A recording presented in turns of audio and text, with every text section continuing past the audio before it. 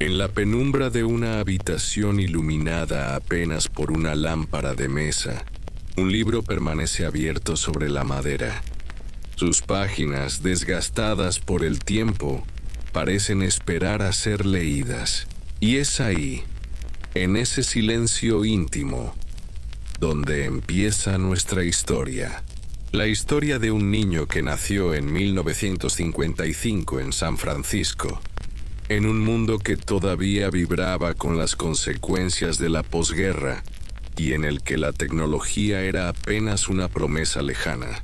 No era un niño cualquiera, aunque nadie podía saberlo en aquel momento. Fue entregado en adopción poco después de nacer, y aquel gesto, tan humano y tan decisivo, marcaría para siempre el rumbo de su existencia. Lo adoptaron Paul y Clara Jobs, una pareja sencilla que vivía en Mountain View, un pequeño rincón de California, que pronto se convertiría en el corazón de la revolución tecnológica. No tenían riquezas ni apellidos ilustres. Tenían en cambio la firmeza tranquila de quienes saben dar amor y estabilidad. En ese hogar, Steve crecería entre bicicletas, herramientas, radios desmontadas y piezas de metal que su padre le enseñaba a valorar. Paul Jobs, mecánico de oficio, creía que cualquier trabajo debía hacerse con cuidado y con belleza, incluso en aquellas partes que nadie vería jamás. Ese principio de honestidad artesanal sería una semilla silenciosa en la mente del niño, que más adelante germinaría en una filosofía de diseño y de vida.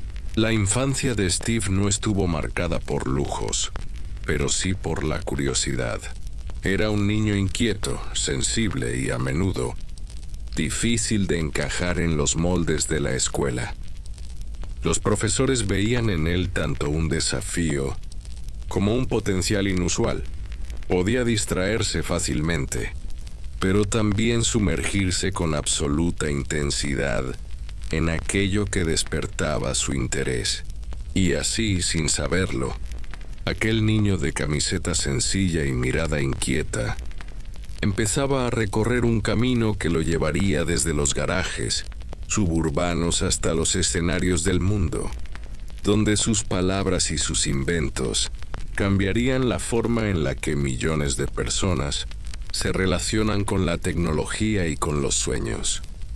Esta es la historia de Steve Jobs, una historia que comienza con un niño pequeño en California, pero que con el tiempo resonará en cada rincón del planeta.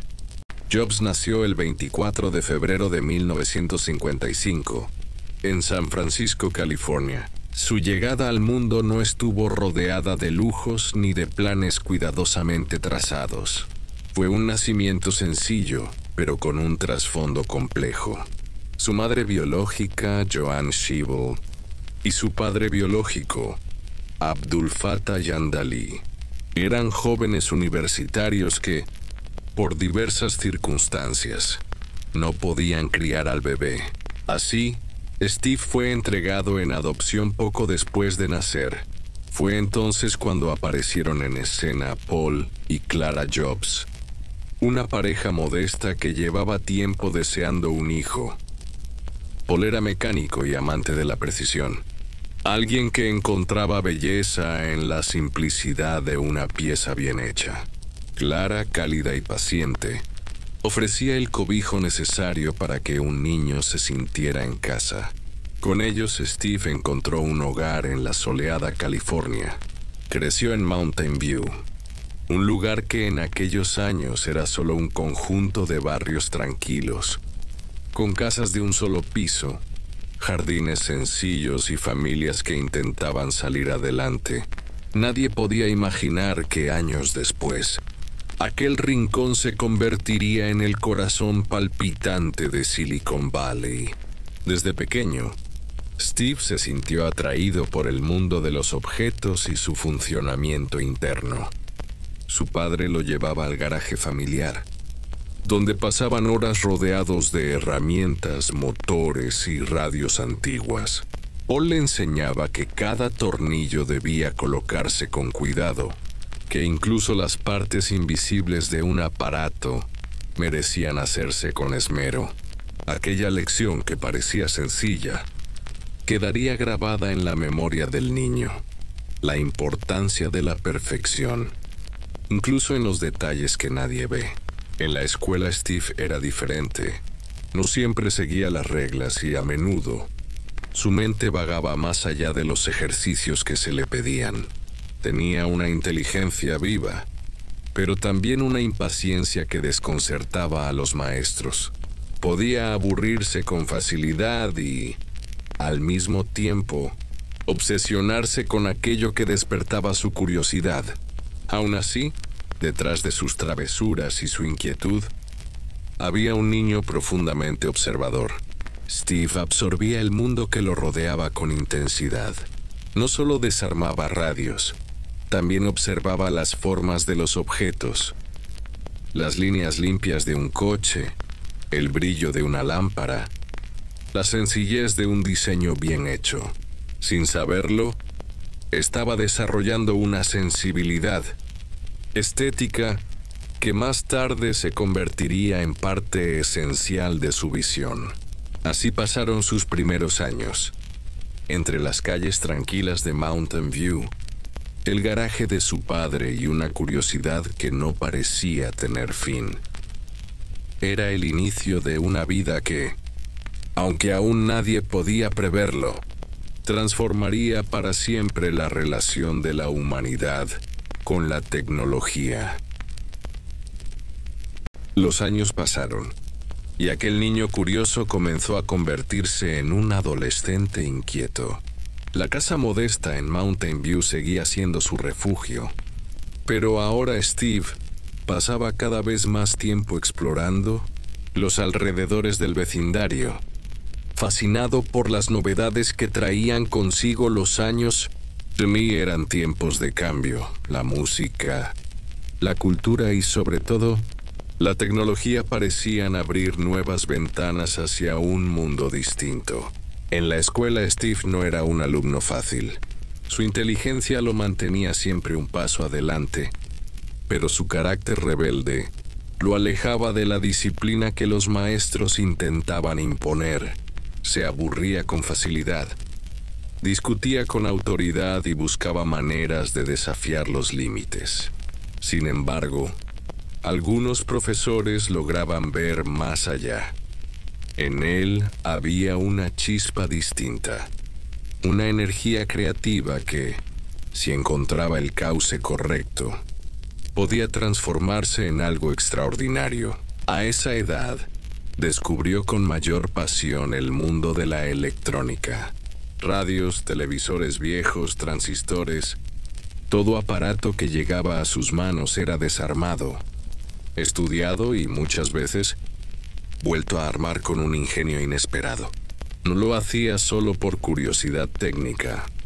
Había en Steve una sensibilidad estética que lo llevaba a fijarse en la forma de los objetos, en sus líneas, en la manera en que encajaban las piezas. En aquellos años conoció también a un chico que marcaría su destino, Steve Wozniak. Aunque mayor que Jobs, Woz compartía la misma fascinación por los circuitos y los aparatos electrónicos. Su encuentro fue como una chispa encendida. En medio de un campo seco, dos mentes diferentes, pero complementarias, que pronto comenzarían a soñar juntas. Los días de la adolescencia de Steve transcurrían entre largas horas de experimentación en el garaje, discusiones en clase y paseos solitarios por el barrio. Era un joven con hambre de futuro, alguien que parecía sentir que su lugar no estaba limitado a aquellas calles tranquilas de California.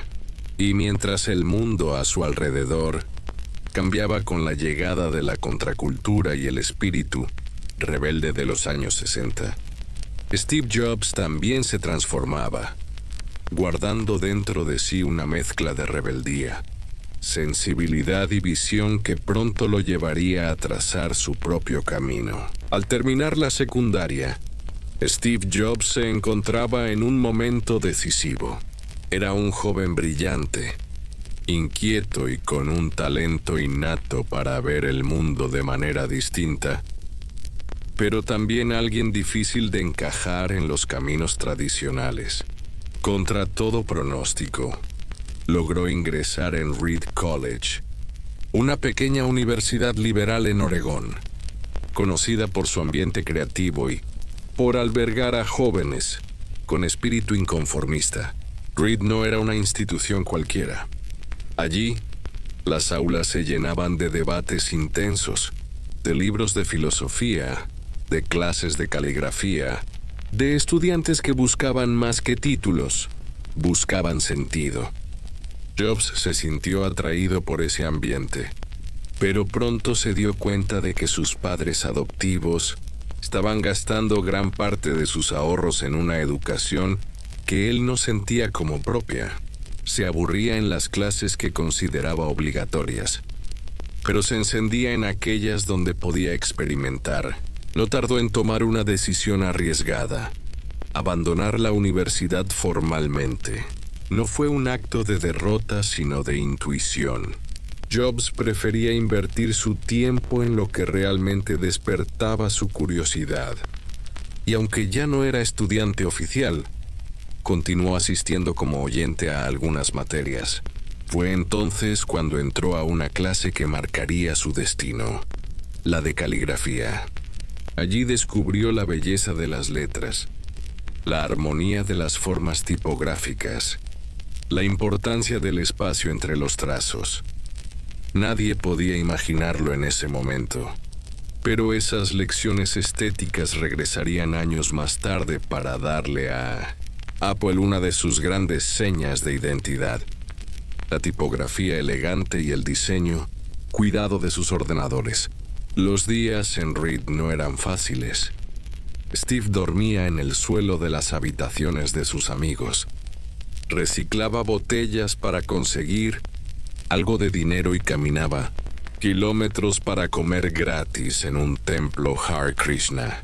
Sin embargo, él recordaría más tarde ese tiempo como un período de descubrimiento y libertad en el que aprendió que la pasión y la curiosidad podían ser faros más poderosos que cualquier plan académico.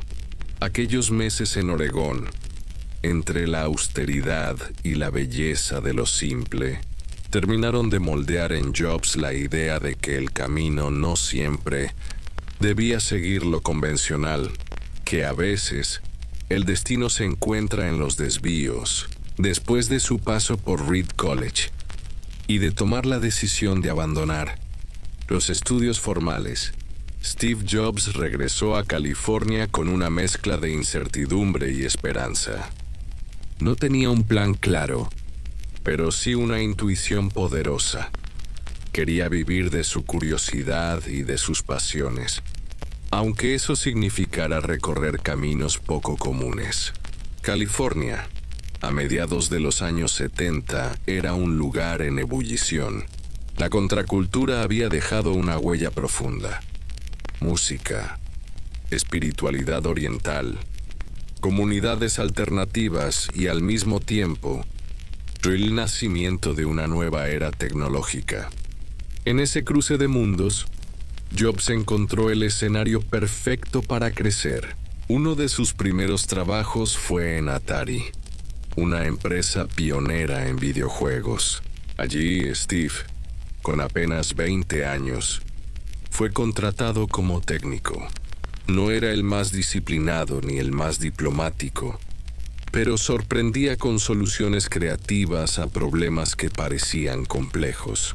Su forma de pensar fuera de lo común empezaba a llamar la atención, aunque también generaba roces con sus compañeros. Paralelamente, seguía muy unido a Steve Wozniak. Ambos pasaban largas horas compartiendo ideas, riendo, imaginando proyectos. Wozniak tenía el talento técnico para construir máquinas brillantes, mientras Jobs poseía la visión de cómo esas máquinas podían llegar a la gente común.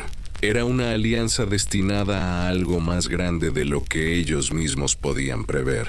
En ese tiempo también se acercó al mundo espiritual. Jobs viajó a la India en busca de respuestas, atraído por la filosofía oriental y por la idea de que la vida debía ser algo más que trabajar y consumir. Regresó con una apariencia distinta, el cabello más largo, ropa sencilla y una mirada que parecía haber visto más allá de lo inmediato. La combinación de experiencias, la tecnología de Atari, la amistad con Wozniak y la influencia de la espiritualidad oriental comenzó a moldear en Jobs una visión única. La idea de que los aparatos podían ser, al mismo tiempo, funcionales y bellos, prácticos y casi poéticos.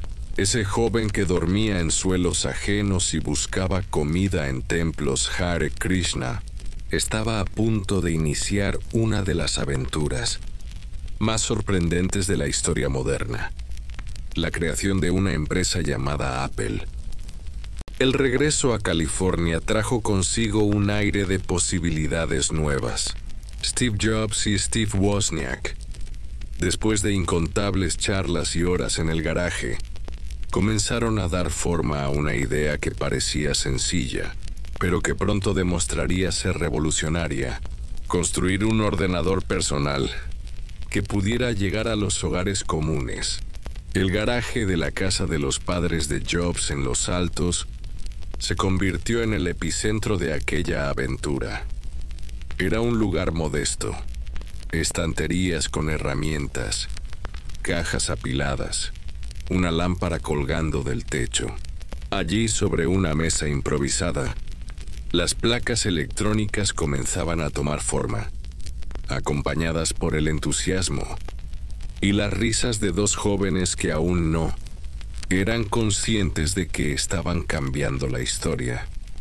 Wozniak aportaba el talento técnico, el ingenio brillante que lograba que una máquina funcionara con elegancia. Jobs, en cambio, ponía la visión.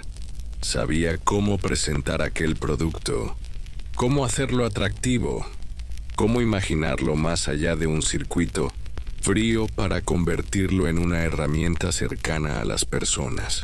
Entre ambos existía una complicidad única. En 1976 fundaron Apple Computer. El nombre surgió casi como un juego, inspirado en la sencillez de una fruta que evocaba frescura, naturalidad y cercanía. Jobs decía que era un nombre divertido, amigable y que sonaba distinto a cualquier cosa relacionada con la tecnología de la época.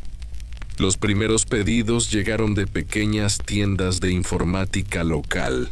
Los dos jóvenes ensamblaban cada ordenador a mano, soldando cables, ajustando piezas, empaquetando con cuidado. El sueño era grande, pero la realidad seguía siendo humilde. Largas noches de trabajo, cafés a medio terminar y la emoción de ver cómo, poco a poco, aquella creación encontraba compradores. Nadie lo sospechaba aún, pero en aquel garaje californiano se estaba gestando una de las compañías más influyentes del siglo. Apple no era solo un proyecto empresarial, era la encarnación de una nueva forma de pensar, de unir tecnología con arte, funcionalidad con estética, innovación con emoción. El garaje de Los Altos fue solo el inicio. En muy poco tiempo, aquella pequeña empresa llamada Apple Computer comenzó a crecer. La combinación del talento técnico de Wozniak y la visión comercial y estética de Jobs resultó explosiva. El Apple II, presentado en 1977, cambió las reglas del juego. No era solo un aparato para especialistas, era un ordenador pensado para el hogar, con un diseño amigable y una interfaz más cercana a la gente común. El éxito fue inmediato. Escuelas, Familias y pequeñas empresas comenzaron a interesarse por este invento que parecía traer el futuro al presente. Jobs, con su carácter intenso y su estilo casi hipnótico para comunicar, empezó a llamar la atención de los medios. Vestía sencillo, hablaba con pasión y transmitía la sensación de estar liderando una revolución. Para él, Apple no era solo una compañía de tecnología, era un movimiento que unía creatividad y utilidad, arte y ciencia. En 1980, Apple salió a bolsa. Fue uno de los estrenos más exitosos en la historia financiera de aquel tiempo. Jobs, con apenas 25 años, se convirtió en millonario de la noche a la mañana. Pero más allá del dinero, lo que realmente lo movía era la certeza de estar cambiando la manera en que las personas se relacionaban con las máquinas. Apple ya no era un sueño en un garaje, era una empresa que empezaba a moldear el mundo. Y Steve Jobs, con su mezcla de rebeldía, sensibilidad estética y obsesión por los detalles, se consolidaba como una de las figuras más fascinantes de su generación.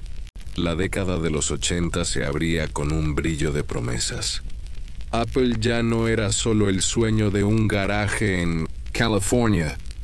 Se había convertido en una empresa real, con oficinas, empleados y un nombre que empezaba a resonar en todo el mundo tecnológico. Steve, aún muy joven, se paseaba entre los pasillos con esa mezcla de intensidad y carisma que contagiaba a quienes trabajaban junto a él. Su energía parecía inagotable y su visión más grande que nunca. La salida a bolsa de Apple en diciembre de 1980 fue un acontecimiento histórico. El día en que las acciones comenzaron a cotizar en la bolsa de Nueva York, la compañía se convirtió en una de las más valiosas de su tiempo. Jóvenes ingenieros, secretarias, diseñadores, muchos de ellos apenas veinteañeros, se convirtieron de la noche a la mañana en millonarios. Steve caminaba entre ellos con una sonrisa contenida. Aunque la fortuna lo rodeaba, lo que realmente brillaba en sus ojos era la sensación de estar cambiando el mundo. La prensa empezó a acercarse con insistencia, buscando retratar a aquel muchacho con barba incipiente y mirada encendida que hablaba de la informática. Como si fuera poesía, él respondía con frases sencillas. Pero detrás había siempre una certeza. Las computadoras no serían máquinas frías, sino puertas hacia la creatividad humana. En medio de la euforia, sin embargo, Steve no dejaba de pensar en el futuro. Sabía que lo difícil no era alcanzar el éxito, sino sostenerlo. En su mente ya se dibujaban nuevas ideas, nuevas máquinas, y una visión que todavía parecía inalcanzable.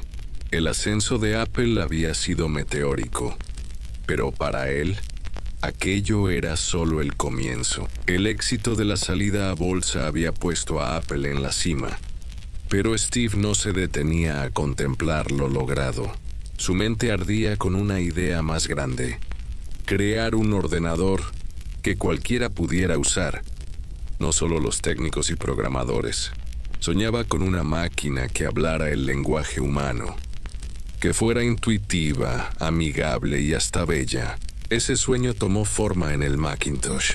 Un equipo de jóvenes ingenieros y diseñadores trabajaba día y noche, encerrados en un edificio que Steve había bautizado con un cartel en la puerta: Piratas.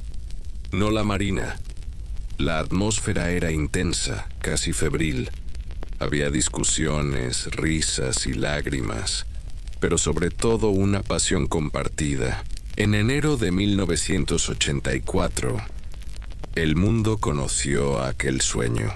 Steve subió al escenario, encendió el Macintosh y dejó que la computadora hablara por sí misma. La voz digital sorprendió al público y la interfaz gráfica, con iconos y ventanas, parecía magia. El auditorio estalló en aplausos y Steve, con una sonrisa que mezclaba orgullo y alivio, sintió que estaba frente a un momento histórico. El Macintosh no era solo un producto, era la materialización de su visión. Para Steve era como mostrar al mundo un pedazo de su alma.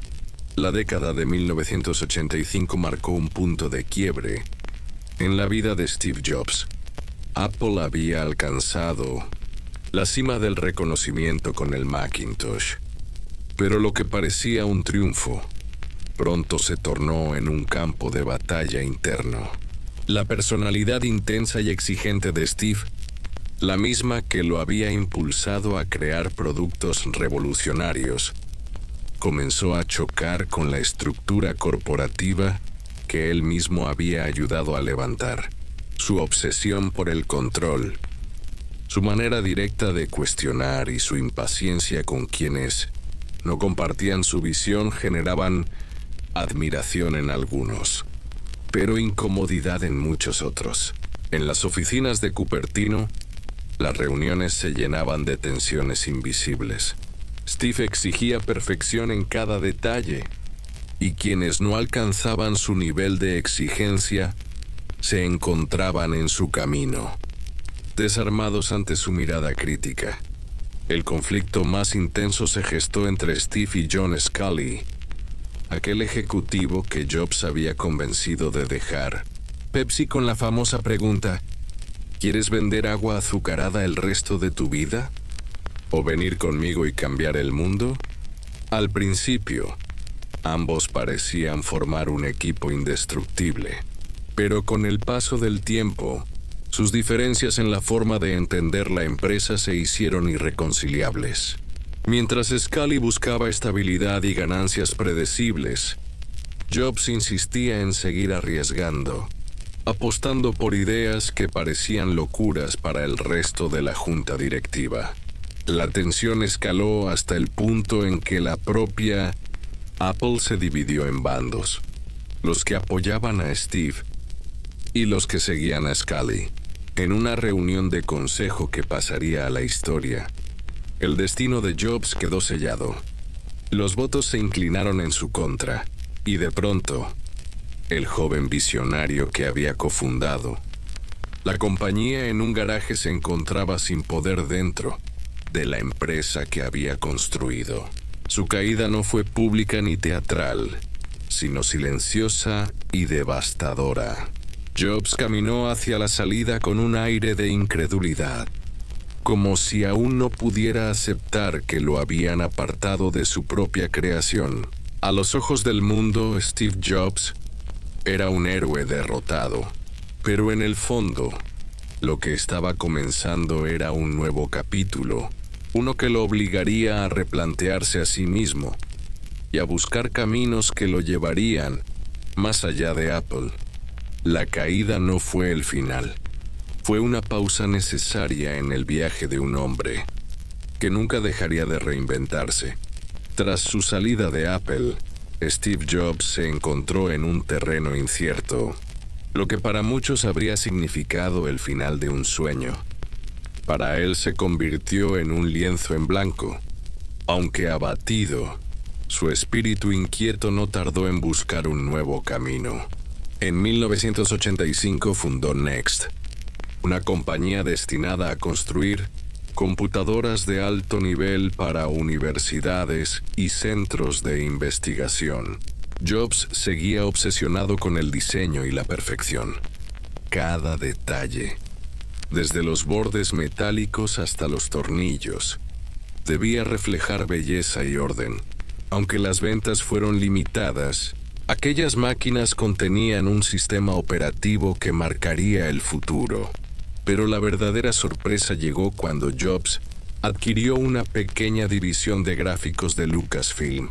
Aquella inversión, casi secundaria, terminaría por convertirse en uno de los mayores aciertos de su vida.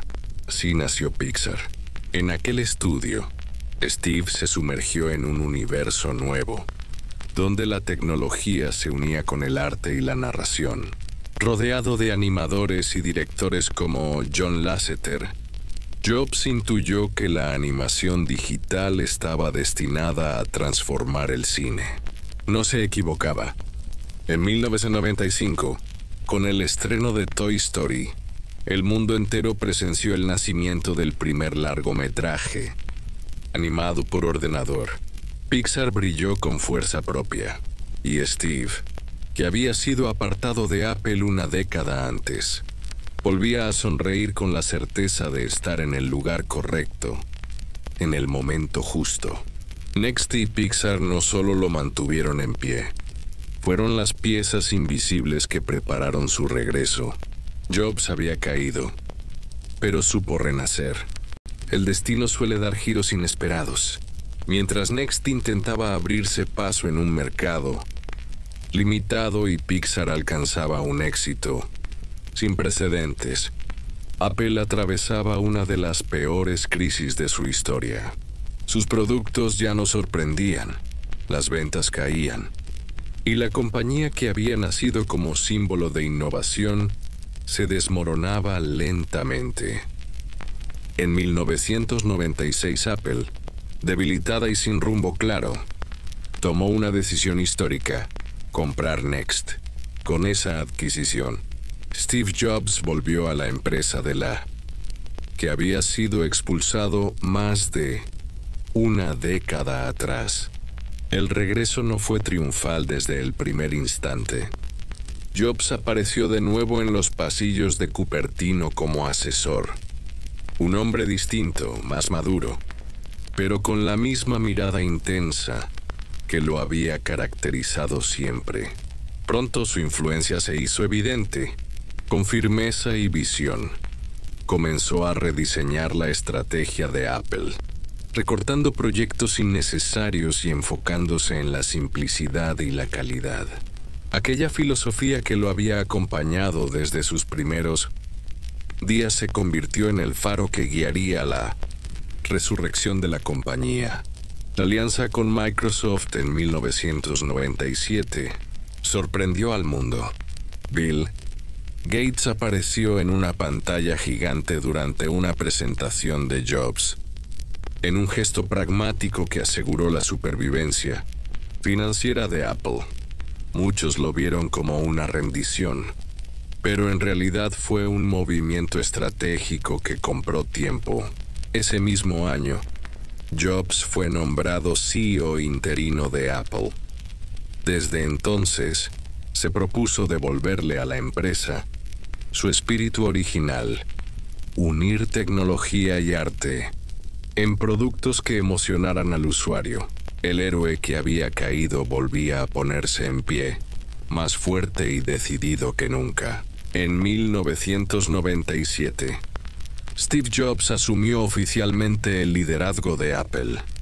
Con paso firme, comenzó a tomar decisiones drásticas. Redujo líneas de productos, cerró proyectos innecesarios y volvió a poner la innovación en el centro de la compañía. Su visión era clara: Apple debía recuperar el alma perdida.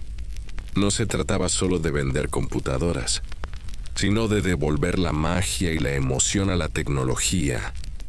En 1998, esa filosofía cristalizó en un producto que marcaría un antes y un después: el iMac. Una computadora colorida, con un diseño translúcido y curvas futuristas, que rompía con la monotonía beige de la época. El iMac no solo fue un éxito de ventas, sino una declaración de intenciones. Jobs había devuelto el diseño, la audacia y la sorpresa a Apple. La prensa lo recibió con entusiasmo.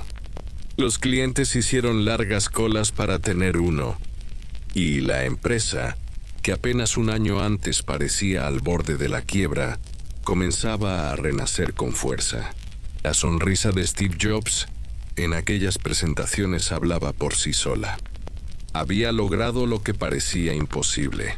El héroe caído regresaba triunfante, y Apple volvía a brillar.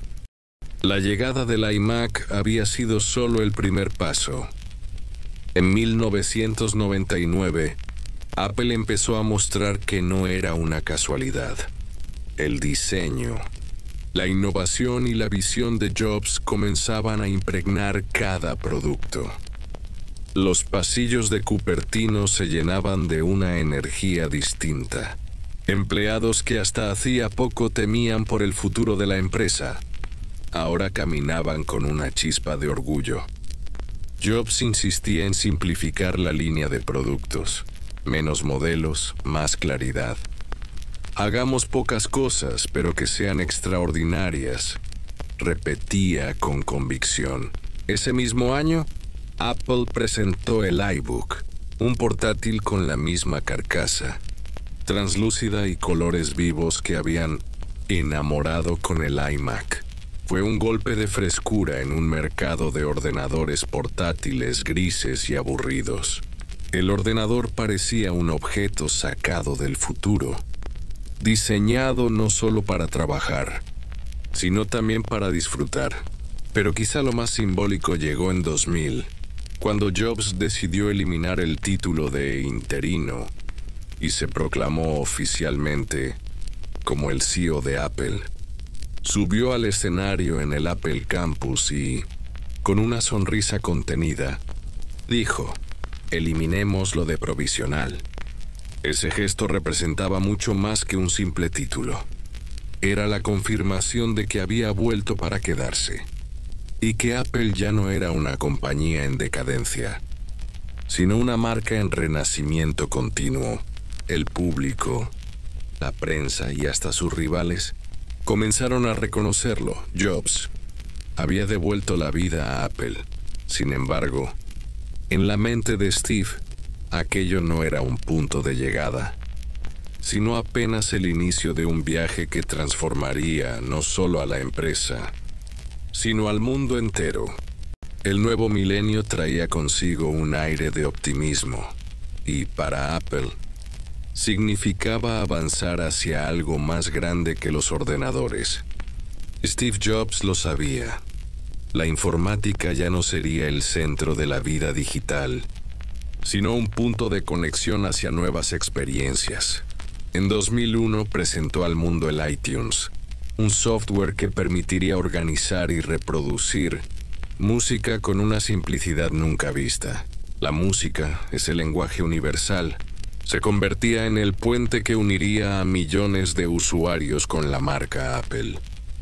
Ese mismo año, Jobs inauguró las primeras Apple Stores en Virginia y California. Para él, no era solo un lugar de venta, era un templo de la tecnología, un espacio donde las personas podían tocar, probar y experimentar los productos como nunca antes. Las filas de clientes en la entrada, la arquitectura minimalista y los empleados de camisetas azules eran la manifestación física de la nueva filosofía de Apple. Pero lo más revolucionario llegaría a finales de 2001, el iPod. Un dispositivo pequeño, blanco, elegante y capaz de almacenar 1000 canciones en tu bolsillo.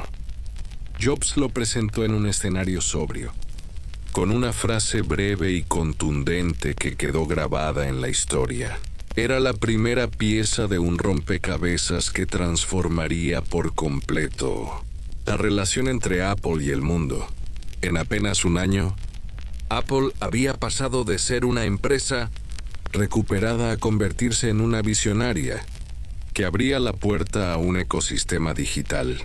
Jobs, con su mezcla de carisma y obsesión por el detalle, volvía a dejar claro que no estaba dispuesto a conformarse con el presente.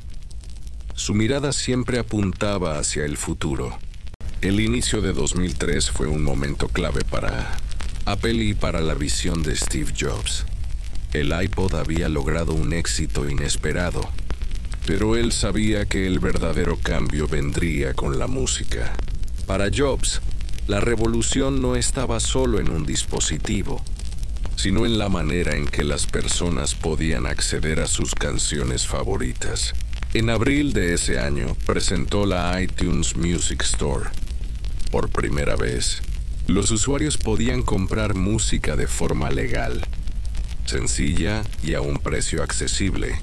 $1 por canción parecía algo simple, pero transformó la industria discográfica, golpeada por la piratería y la falta de innovación. Las discográficas, escépticas al principio, terminaron rindiéndose ante la visión de Jobs. Las imágenes de la época mostraban a Steve en el escenario, con una sonrisa contenida y un iPod en la mano, mientras en la pantalla, detrás se proyectaba el logo de iTunes Store. El público entendía que se estaba presenciando un antes y un después en la relación entre la música y la tecnología. El iPod, que ya había conquistado a millones, se convirtió en el símbolo de una generación. Sus auriculares blancos eran inconfundibles, un icono cultural que representaba libertad, movimiento y estilo. En los parques, en los trenes, en las calles de las ciudades, cada vez más personas llevaban esos pequeños cables blancos que conectaban no solo con la música, sino con una nueva identidad digital. El año 2004 trajo más consolidación, nuevos modelos de iPod, mejoras en la batería y más capacidad de almacenamiento. Apple se transformaba rápidamente en algo más que una compañía de ordenadores. Estaba dando forma a un ecosistema de experiencias. Jobs, con su obsesión por los detalles y su instinto para conectar la tecnología con las emociones humanas, sabía que aquello era solo el inicio de una era aún más ambiciosa. Mientras Apple crecía con el iPod y la iTunes Music Store, Steve Jobs también vivía otro renacimiento en paralelo: Pixar. En 2004, el estudio lanzó Los Increíbles, una película que no solo fue un éxito de taquilla, sino que confirmó a Pixar como una potencia creativa en Hollywood. Jobs, aunque no participaba en el proceso creativo diario, aparecía en las reuniones clave, orgulloso de ver cómo la compañía, que había comprado años atrás, ahora definía el futuro de la animación digital. Ese mismo año, Apple presentaba nuevas versiones del iPod, con pantallas a color y capacidad para mostrar fotos.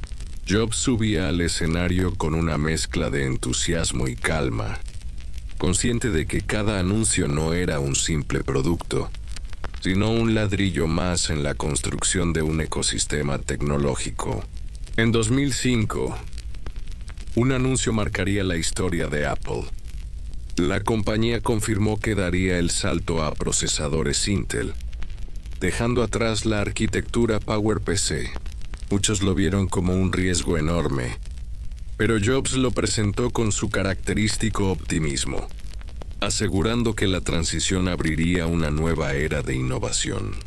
En ese año, Pixar estrenó Cars, y Jobs apareció en eventos en Los Ángeles rodeado de directores y actores. Con una sonrisa discreta, observaba cómo dos de sus grandes apuestas, Apple y Pixar, estaban conquistando sus respectivos mundos. Para Jobs, 2005 fue un año de consolidación. Apple ya no era solo una compañía en recuperación. Se había transformado en líder del mercado digital. Y Pixar, el estudio de animación que había salvado con una corazonada, era ahora un gigante que redefinía la forma de contar historias. El año 2005 no solo fue importante para Apple y Pixar, sino también para Steve Jobs en lo personal. En junio, fue invitado a dar el discurso de graduación en la Universidad de Stanford. No era un lanzamiento de producto ni una conferencia tecnológica, sino algo mucho más íntimo y humano. Jobs, vestido con una sencilla toga negra y una estola roja, subió al estrado con paso sereno, frente a miles de jóvenes recién graduados habló de su vida en 3 historias. Cómo abandonar la universidad lo llevó a descubrir su pasión por la tipografía. Cómo el despido de Apple fue la mejor oportunidad de su carrera. Y cómo enfrentó la enfermedad le recordó el valor de cada día.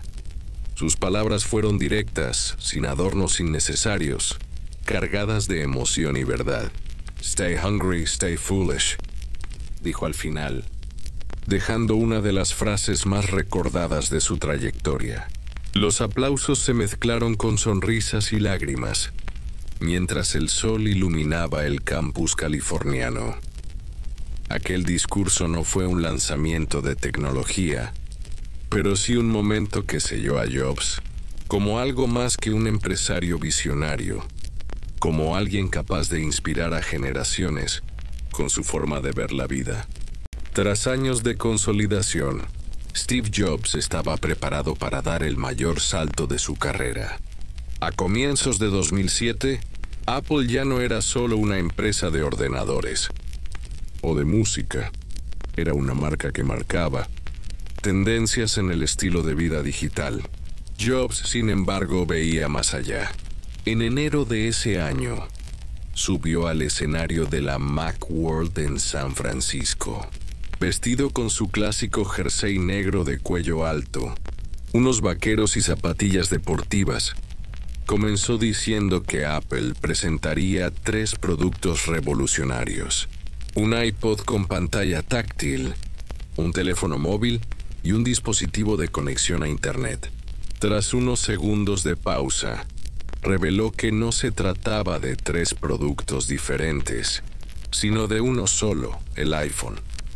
El público estalló en aplausos, consciente de que estaba presenciando un momento histórico. Jobs mostró en directo cómo se podía deslizar el dedo por la pantalla para interactuar, cómo se podían hacer llamadas o navegar por la web de manera intuitiva. La interfaz táctil, sin botones, parecía magia pura.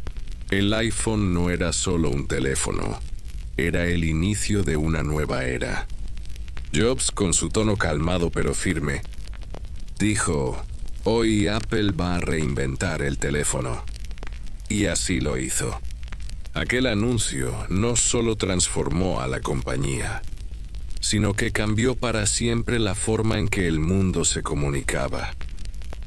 Después del lanzamiento del iPhone en 2007, Steve Jobs sabía que el verdadero poder de este dispositivo aún estaba por desplegarse. El teléfono había causado un impacto inmediato, pero Jobs pensaba en algo más grande, en crear un ecosistema que lo convirtiera en el centro de la vida digital. En el año 2008, Apple presentó la App Store. Jobs lo describió como una plataforma donde los desarrolladores de todo el mundo podrían crear aplicaciones y compartirlas directamente con millones de usuarios. La idea parecía simple, pero en realidad era revolucionaria. Transformaba al iPhone en un dispositivo capaz de adaptarse a las necesidades y creatividad de cada persona. En ese año Apple lanzó el iPhone 3G, más rápido, más accesible y con conexión a redes de alta velocidad. Fue el dispositivo que consolidó la expansión mundial del iPhone. Las filas frente a las Apple Stores se multiplicaron, con clientes ansiosos por tener en sus manos el teléfono que estaba cambiando la forma de comunicarse, trabajar y entretenerse. La visión de Jobs era clara. El iPhone no era un producto aislado, sino el núcleo de un nuevo ecosistema digital. Con iTunes, la App Store y la conexión global, Apple estaba construyendo un universo tecnológico en el que todo estaba conectado. Y Jobs, en cada presentación, transmitía esa visión con su mezcla de sencillez y grandeza. En 2010, Steve Jobs volvió a demostrar que su visión iba más allá de lo que muchos podían imaginar. Tras el éxito del iPhone y la App Store, estaba convencido de que existía un espacio intermedio entre el teléfono y el ordenador portátil, que aún nadie había logrado ocupar con éxito. El 27 de enero de ese año, apareció en el escenario del Yerba Buena Center de San Francisco, con su ya característico atuendo, jersey negro de cuello alto, vaqueros azules y zapatillas deportivas. Con tono sereno y una sonrisa contenida, anunció lo que llamó un dispositivo mágico y revolucionario, el iPad, ligero con pantalla táctil, pensado para navegar, leer, ver películas, jugar y disfrutar de aplicaciones con la misma sencillez que un iPhone, pero en un formato más amplio y versátil. Las primeras reacciones de la prensa fueron escépticas. Algunos lo llamaron un iPhone grande o un portátil limitado. Pero, al poco tiempo, cuando los usuarios empezaron a probarlo en las Apple Stores, la percepción cambió radicalmente. El iPad abrió un nuevo mercado, transformando la forma en que millones de personas consumían contenido digital. Era cómodo para leer, ágil para navegar y sorprendente para disfrutar del entretenimiento. En cualquier lugar, ese mismo año, Apple alcanzó un logro histórico. Superó a Microsoft en valor de mercado. Una década antes, esto parecía impensable, pero ahora era una realidad. Jobs no se detenía a celebrar en exceso. Su mirada siempre estaba puesta en lo siguiente: en cómo mantener la armonía del universo Apple, porque para él, el verdadero objetivo no era lanzar dispositivos aislados, sino construir un ecosistema completo, en el que cada producto se conectara con naturalidad al siguiente. iPhone, iPad y Mac ya no eran piezas separadas, sino engranajes de un mismo sistema. Jobs creía que la tecnología debía ser invisible, una herramienta que se integrara en la vida de las personas con fluidez. El iPad, lejos de ser solo un nuevo gadget, se convirtió en la prueba de que Apple seguía dictando el rumbo de la innovación. Era un recordatorio de que la visión de Jobs siempre iba un paso más allá de lo evidente: transformar la manera en que el mundo se relaciona con la tecnología. Aunque Apple vivía uno de sus momentos más brillantes, Steve Jobs se enfrentaba en silencio una batalla mucho más dura: su salud. Desde hacía años luchaba contra un cáncer pancreático, pero en público mantenía la misma energía y determinación que siempre lo habían caracterizado. En 2010 y 2011, siguió presentando productos con entusiasmo. Nuevas generaciones del iPhone, del iPad y mejoras en los MacBook. Cada aparición suya en el escenario generaba expectación mundial. Su figura más delgada y frágil contrastaba con la fuerza de sus palabras y la claridad de su visión. Jobs sabía que estaba marcando el futuro de Apple más allá de su propia vida. En agosto de 2011, tomó una decisión dolorosa: renunciar al cargo de CEO de Apple. Lo hizo con una carta breve y sencilla, en la que decía que siempre había intentado hacer lo mejor por la compañía que amaba. En su lugar, dejó a Tim Cook, convencido de que él sabría continuar con el rumbo marcado. El 5 de octubre de 2011, Steve Jobs falleció en su casa de Palo Alto, rodeado de su familia. La noticia recorrió el mundo en cuestión de minutos. Frente a las Apple Stores de todo el planeta, miles de personas dejaron flores, velas y notas de agradecimiento. No solo lloraban al empresario, sino al hombre que había cambiado la manera en que el mundo se comunicaba, trabajaba y soñaba. Su partida marcó el final de una era, pero también dejó un legado que sigue vivo en cada dispositivo, en cada innovación y en la filosofía de pensar diferente. Steve Jobs ya no estaba, pero su visión continuaba iluminando el futuro. El 5 de octubre de 2011 marcó el final de la vida de Steve Jobs, pero no el final de su influencia. En los años posteriores, cada producto de Apple, cada innovación tecnológica y cada idea disruptiva llevó consigo la huella de su pensamiento. Apple continuó avanzando con firmeza. El iPhone 4S, el iPad y los nuevos MacBook llevaban su sello, aunque él ya no estuviera físicamente. Su filosofía de simplicidad, de unir la tecnología con el arte, de poner al ser humano en el centro, siguió siendo la brújula de la compañía. Más allá de Apple, el impacto de Jobs trascendió fronteras. Millones de personas en el mundo sintieron que su forma de pensar había cambiado la manera en que trabajaban, se comunicaban y soñaban. En las aulas, en las oficinas y en los hogares, su legado estaba presente en cada pantalla encendida. Su vida recordaba que no hacía falta vivir mucho tiempo para dejar una marca imborrable. Steve Jobs nos enseñó que las ideas pueden cambiar el rumbo de la historia y que la pasión, cuando se mantiene fiel a sí misma, puede iluminar generaciones enteras. Hoy, su nombre sigue vivo no solo en la tecnología, sino en la inspiración que mueve a quienes se atreven a pensar diferente.